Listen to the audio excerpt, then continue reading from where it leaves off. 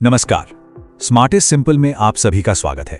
चलिए बिना कोई समय गंवाए सीधे शुरू करते हैं राजस्थान नगरपालिका अधिनियम की धारा 52 के साथ। तो आखिर ये धारा 52 है क्या और इतनी जरूरी क्यों है?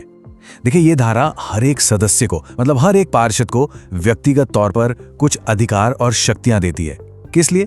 ताकि वो नगर पालिका के प्रशासन पर, उसके कामकाज पर एक पहरेदार की तरह नजर रख सके।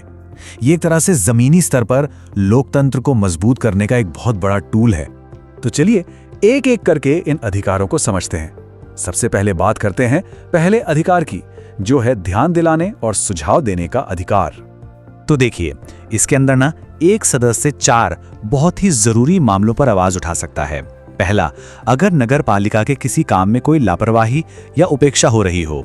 दूसरा, अगर नगर पालिका की किसी संपत्ति की बर्बादी हो रही हो। तीसरा, अगर किसी भी इलाके में लोगों को यानी नागरिकों को कोई समस्या आ रही हो। और चौथा, सिर्फ समस्याएं गिनाना ही नहीं बल्कि किसी भी तरह के सुधार के लिए अपने सुझाव भी दे सकता है। ये चारों ही बातें सीधे सीधे जनता के भले से जुड़ी हैं। ठीक है, तो ये था पहला अधिकार।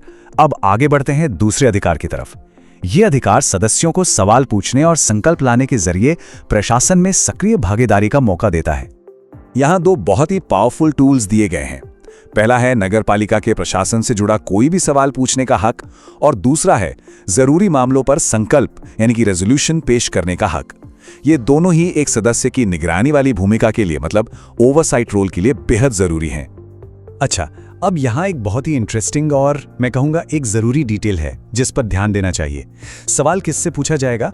तो नियम कहता है कि प्रश्न हमेशा अध्यक्ष यानी चेयरपर्सन से ही पूछे जाएंगे। सदस्य सीधे मुख्य नगरपालिका अधिकारी यानी सीएमओ से सवाल नहीं पूछ सकते। ये प्रक्रिया का एक बहुत महत्वपूर्ण हिस्सा है। लेकिन हाँ, एक बात यहाँ याद रखने वाली है, ये जो सवाल पूछने और संकल्प लाने का अधिकार है ना, ये असीमित नहीं है। इसका इस्तेमाल कुछ तयशुदा नियमों के दायरे में रहकर ही किया जा सकता है। ऐसा इसलिए ताकि पूरी प्रक्रिया व्यवस्थित और अनुशासित तरीके से चले। और अब बात करते हैं तीसरे और बेहद महत्वपूर्ण अधिकार की। ये अधिकार पारदर्शिता यानी ट्रांसपेरेंसी को बनाए रखने के लिए बहुत जरूरी है। ये है अभिलेखों का निरीक्षण मतलब रिकॉर्ड्स की जांच करने का अधिकार। और अच्छी बात यह है कि इसकी प्रक्रिया बहुत ही सीधी सरल रखी गई है।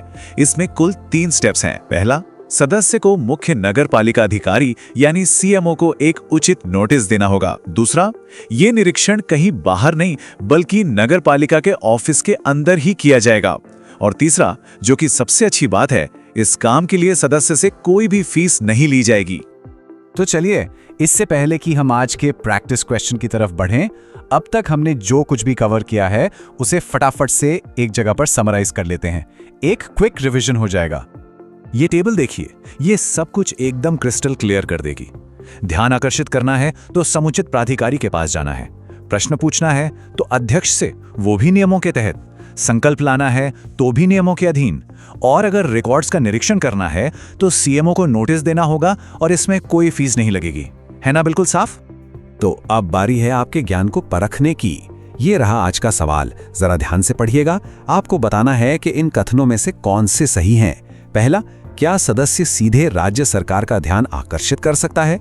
दूसरा, क्या संकल्प नियमों के अधीन लाया जा सकता है? तीसरा, क्या निरीक्षण सीएमओ को नोटिस देकर बिना फीस के होता है? और चौथा, क्या प्रश्न सीधे मुख्य नगरपालिक अधिकारी से पूछे जाते हैं? सोचिए, हर एक कथन पर दोबारा गौर कीजिए।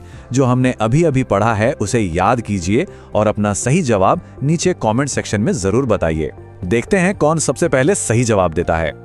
अगर आपको यह विश्लेषण अच्छा लगा हो और इससे कुछ सीखने को मिला हो तो प्लीज स्मार्टेस्ट सिंपल को लाइक करें, अपने दोस्तों के साथ शेयर करें और सब्सक्राइब करना बिल्कुल न भूलें। और हाँ, याद रखिएगा, हम रोज शाम 5 बजे आपके लिए सुजस करंट अफेयर्स के वीडियोस लाते हैं। हमारे अगले राजस्थान करंट अफेयर्स के विश्लेषण के लिए जुड़े रहिए। धन्यवाद।